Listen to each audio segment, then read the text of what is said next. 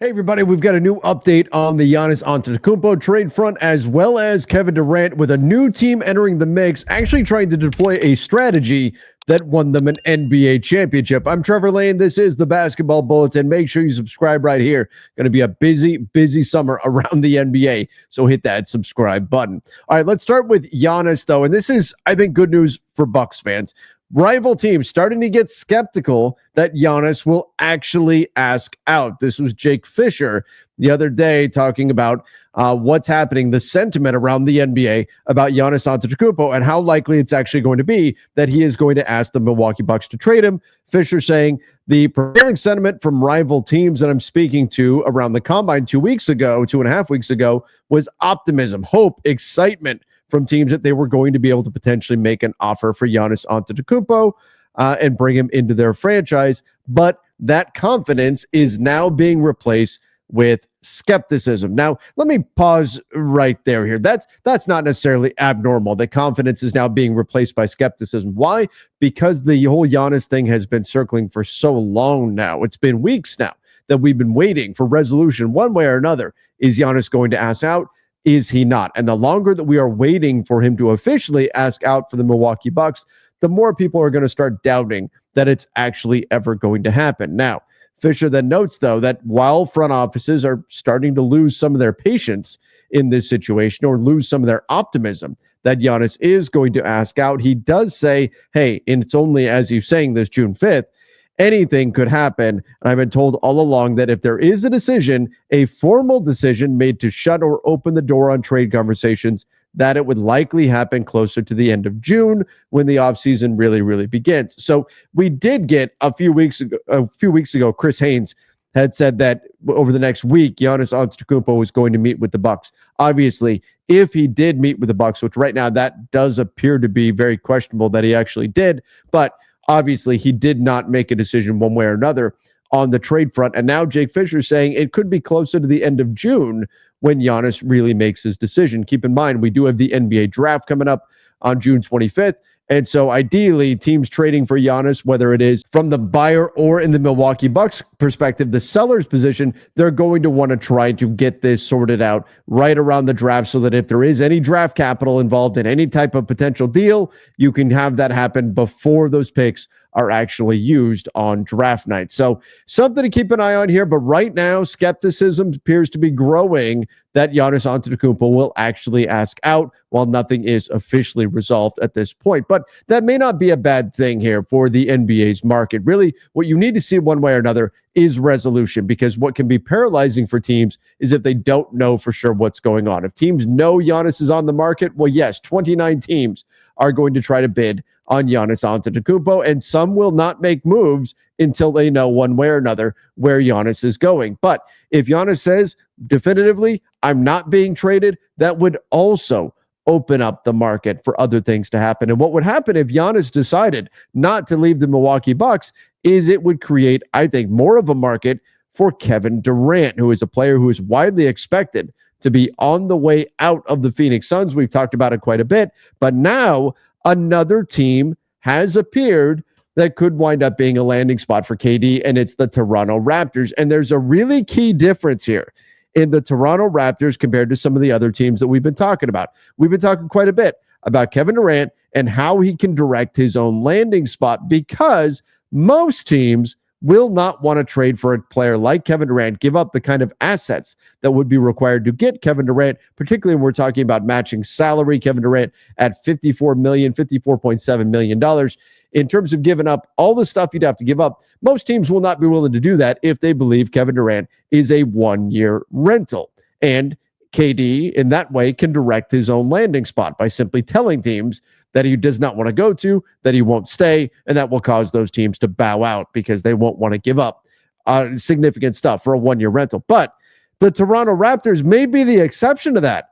As Jake Fisher notes on the Substack that he writes with Mark Stein, the Toronto Raptors already did this once, and they won a championship because of it. They went and got Kawhi Leonard, knowing he was going to hit free agency the next summer, knowing there was a chance they could lose him. They went ahead, they gave up what they needed to in order to get Kawhi anyway, and it worked. they won an NBA championship. So they may be emboldened to do the same thing here, particularly if Giannis is off the market. The Raptors are one of the teams that over the last week have been connected with Giannis Antetokounmpo. But if he makes it known that he doesn't want to go anywhere, then the Raptors could be among the teams that pivot to Kevin Durant.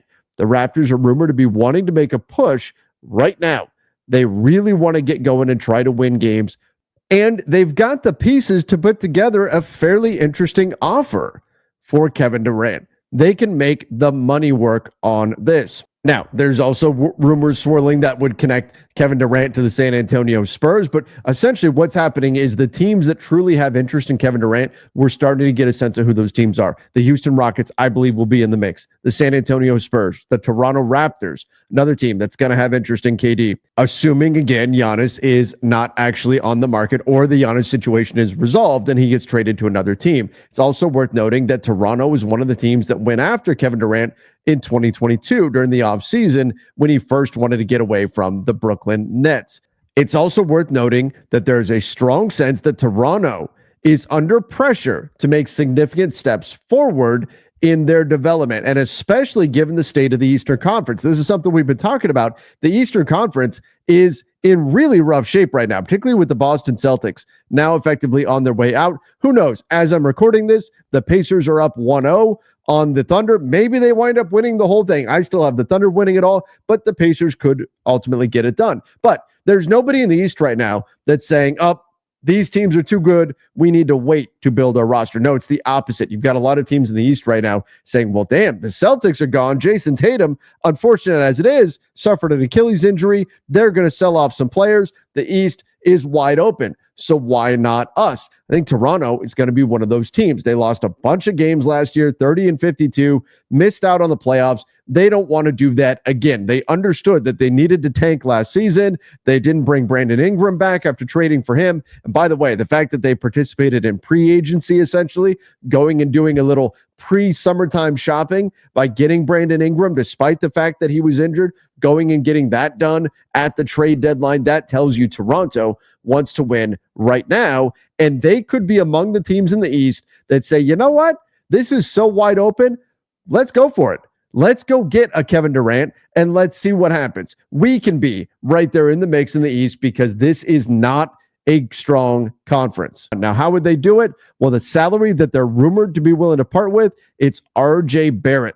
His $27 million salary, plus you could stack up Jakob Poeltl. Now, there's other pieces they could potentially add in, but RJ Barrett and Jakob Poeltl right there, that would get you to $50 million in outgoing salary, and they'd be right there in the ballpark to go land Kevin Durant. Now, it's also worth noting that the Phoenix Suns are rumored to want a center as one of the pieces that they get back in a Kevin Durant trade, in addition to some kind of draft capital. And perhaps the Toronto Raptors could give up the 9th pick in this year's NBA draft. But Jakob Poeltl could be a pretty solid center for the Suns to acquire long-term. I'd be wary of giving him up, frankly, if I'm the Toronto Raptors. But if they feel like, hey, we really need to make a splash this year, maybe giving up Jakob Poeltl, who does have a player option next season, 26-27 season, for $19.5 million.